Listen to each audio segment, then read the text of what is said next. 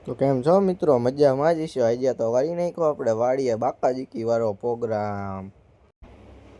પછી આપણે ભૂપતભાઈ જગાવતા હતા ચૂલો, મેં કીધું લાવો હું જગાવતા, તો ભૂપતભાઈએ કંઈક આવું કીધું, તુમસે ના હો પાએગા. તો પછી ભૂપતભાઈએ તો આપણને એમ કહી દીધું, પછી લઈ લીધો રવિભાઈનો વિડીયો. તો દાળબાટીમાં તીખા ને એવું તો જોઈ, તો આપણે પકાભાઈ કરવા માંડ્યા સાપ. પછી રવિભાઈએ ચૂલા ઉપર તપેલી ચડાવીને કરી દાળ બાટી ચાલુ. મને લાગતી હતી થોડીક બીક, કીધું હરખું બનાવે તો સારું. अरे टेंशन नहीं लेने का, अपुन है ना. પછી તો તેલ આવી ગયું એટલે કરી નાખ્યો રવિભાઈએ વઘાર. अभी मजा आएगा ना.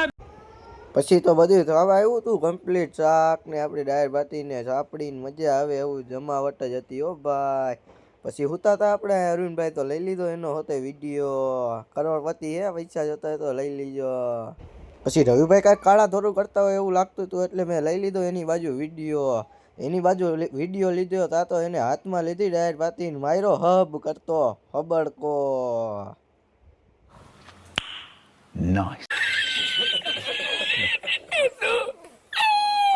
પછી તો થઈ ગયું બધું કમ્પ્લીટ ને બેહાર દીધા આપણે બધાને જમવા. જમીન પછી ધોવરાવ્યા આપણે દીપાભાઈ પાસે, ભૂપતભાઈ ઠામડા. પછી ત્યાંથી બધું કામ પતાવીને આવતા રહ્યા આપણે ઘરે, કેમ કે દિવાળી આવે એટલે રંગોળી તો કરવી પડ્યો ઓટો. ભાઈ રવિભાઈ મારતા હતા આપણને પાણો.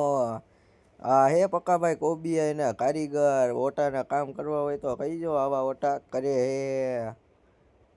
આવા નવા વ્લોગ જોવા માટે કરતા જાવ ફોલો. મળી હવે બીજા વ્લોગમાં.